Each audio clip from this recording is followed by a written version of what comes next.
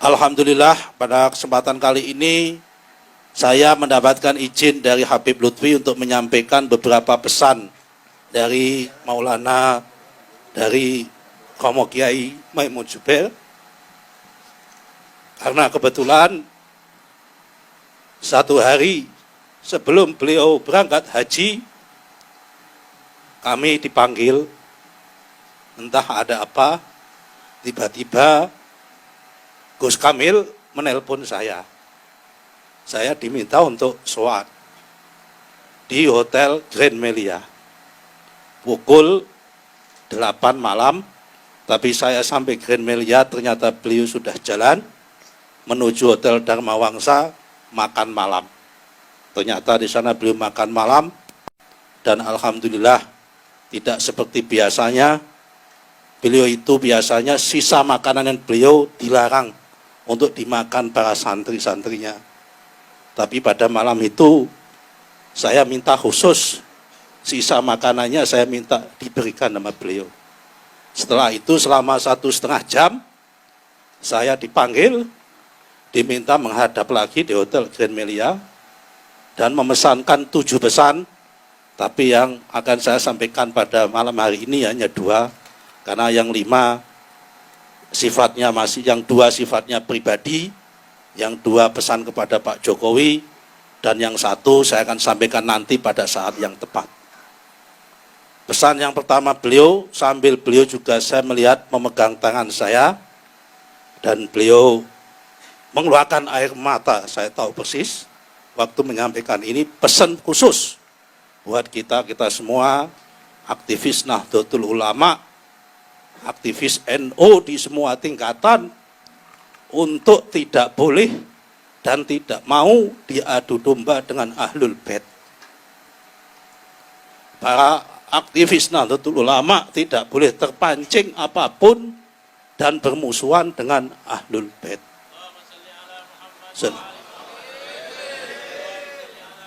Beliau juga berpesan, kamu kalau ingin pegangan orang NU yang Habib dan Habib sing NU, NU sing Habib, peganglah Habib Lutfi.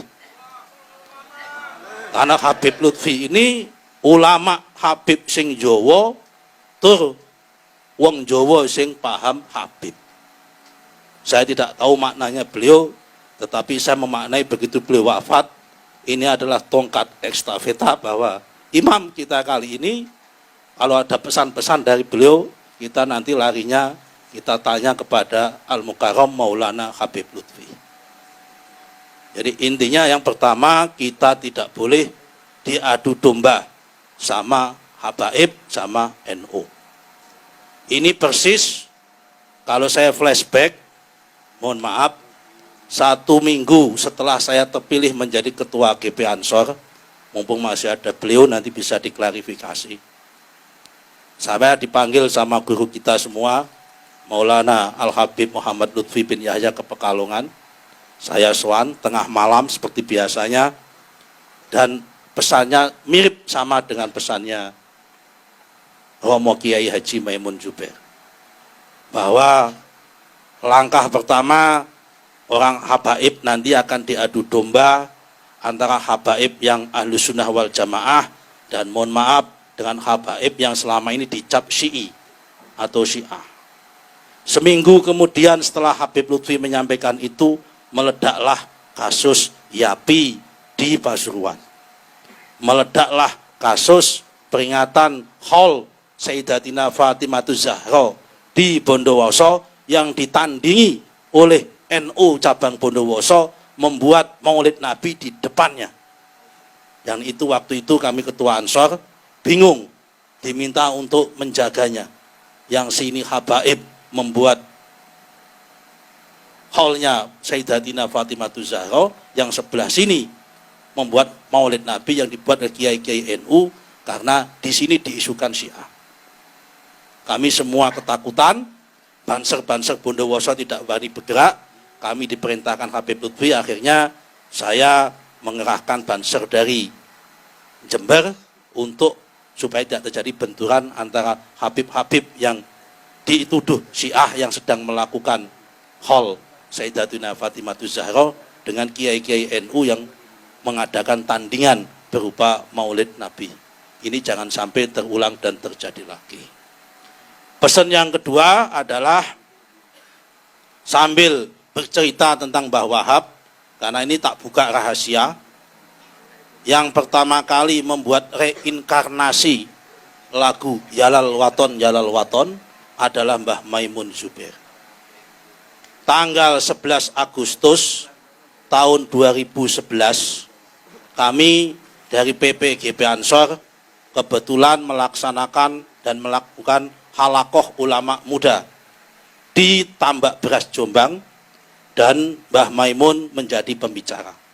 Bila malam-malam seperti ini, sekitar jam-jam 8, didampingi sama putranya beliau Gus Gofur, saya di atas panggung, beliau kembali menyanyikan lagu yang waktu itu masih asing di telinga kami, tapi menyentuh di hati, yaitu Yalal Waton, Hubbul Waton Minal Iman, Inhadu Ahlal Waton. Yang oleh anak-anak Ansor sekarang, yang nakal-nakal, sering diplesetkan, bukan Yalal Waton, tapi Yalal Waton, Hubbul Waton Minal Iman. Beliau pesan bahwa NU harus nasionalis. NU harus nasional dan Indonesia harus NU. Artinya apa? NU religius harus berbasis nasionalis dan Indonesia yang nasional ini berbasis religius dan itu religinya adalah NU. Kenapa NU harus nasionalis? Karena beliau mengatakan sambil mengutip tafsirnya Syed Muhammad Ramadan Buti pada malam hari itu, bahwa kebangkitan peradaban Islam akan muncul dari Indonesia. Sekali lagi, kebangkitan peradaban Islam akan muncul dan datang dari Indonesia. Sambil mengutip sebuah ayat yang sering dikutip oleh beliau dan itu tafsirnya Syed Muhammad Ramadan Al-Buti. Menurut beliau, bahwa peradaban Islam ini mengalami 7 fase dan nanti puncaknya adalah fasenya di Indonesia. Fase pertama adalah fase Muhammadun pada zaman Nabi Muhammad. Muhammadun Rasulullah. Yang kedua adalah fase sahabat 4, walladzina ma'ahu. Kata beliau.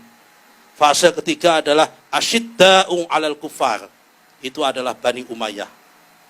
Fase keempat adalah ruhama'u bainahum, itu adalah Bani Abbasiyah.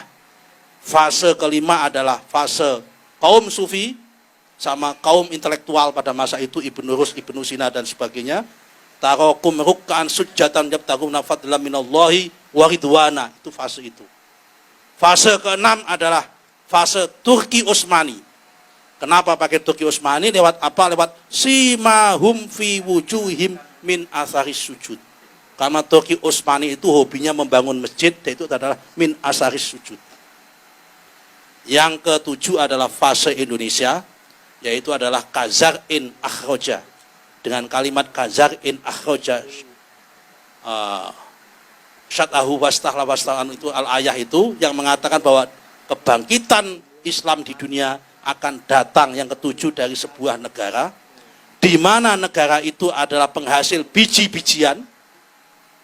Dan negara itu bukan negara Islam, tapi mayoritas Islam. Negara itu ada ajaran Nasrani, juga ada ajaran Yahudi.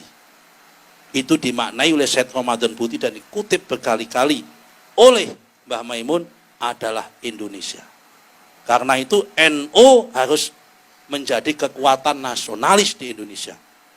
Dan ditutup sama pesannya beliau, Pak Ilmi Faisal, mohon maaf, karena NU harus nasionalis, saya pesan sama kamu Nusron, kamu jangan keluar dari Golkar.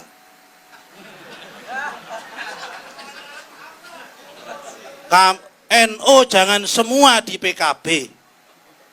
Orang-orang NU harus masuk ke partai-partai yang nasionalis, kata beliau. Perkara yang P3 itu fardu kifayah hukumnya. Biar saya saja, kata Mbah Maimun, yang P3. Ya kan? Biar saya saja yang P3, kata Mbah Maimun. Karena untuk P3 itu yang penting fardu kifayah. Tidak boleh mati P3 itu, tapi jangan sampai besar. Karena kalau besar nanti berbahaya, kata Mbah Maimun. Itu cukup untuk memenuhi syarat kewajiban, gugurnya kewajiban. Karena memang harus di Indonesia ini ada partai yang khusus Islam itu memang harus ada. Tetapi Indonesia, kata Mbah Maimun, harus dipimpin dengan platformnya nasionalis. Ini kira-kira pesannya beliau yang kami sampaikan. Kita doakan semoga guru kita Habib Lutfi panjang umur, diangkat derajatnya oleh Allah Subhanahu wa taala. Dan kalau beliau diangkat derajatnya Allah Subhanahu wa taala, kita sebagai santrinya ngikut di belakang beliau. Kalau beliau ke surga, kita ikut surganya beliau. Kalau beliau dekat dengan Nabi Muhammad, kita ingin di samping beliau. Kalau beliau mendapatkan pahala dan tempat yang mulia di sisi Allah, kita ingin nempel di belakang beliau meskipun sempit, tidak apa-apa. Yang penting bersama beliau. Marilah kita sama-sama kita doakan semoga kita semua yang ditinggalkan oleh Mbah Maimun Zubair sanggup meneruskan. Terutama adalah peran pesan yang pertama tadi, jangan sampai kita semua terjebak dan diadu domba dengan para ahlul bait. Ahlul bait adalah NU, NU adalah ahlul bait. Adapun kalau ada ahlul bait yang belum senang sama NU, kewajiban kita untuk menasihati dan memberitahu supaya ahlul bait tersebut makin cinta dan makin sayang dengan Nahdlatul Ulama. Sebaliknya kalau ada orang Nahdlatul Ulama kok tidak suka dengan ahlul bait, saya yakin itu NU sing goblok, NU sing setengah-setengah. Karena kalau NU nggak suka dengan ahlul bait, saya jamin itu NU-nya belum 24 karat, tapi NU numpang untuk nyari jabatan yang model seperti itu. Karena NU adalah harus suka sama ahlul bait. Sesuai dengan hadis Nabi, taraktu fikum amraini lan tamasukum abada kitaballahi wa itrati. Ya kan? Ada dua hadis, yang pertama kitaballahi wa sunnati, yang kedua adalah kitaballahi wa itrati. Dan dua-duanya adalah sahih menurut Mbah Kiai Maimun Zubair. Demikian yang bisa kami sampaikan. Kalau kita orang NU, penutup salamnya wallahul muwaffiq ila aqwamit thoriq. Kalau orang PDIP, penutup salamnya wabillahi taufik wal hidayah. Barang siapa dekat dengan Pak Taufik, insyaallah banyak hadiah. Assalamualaikum warahmatullahi wabarakatuh.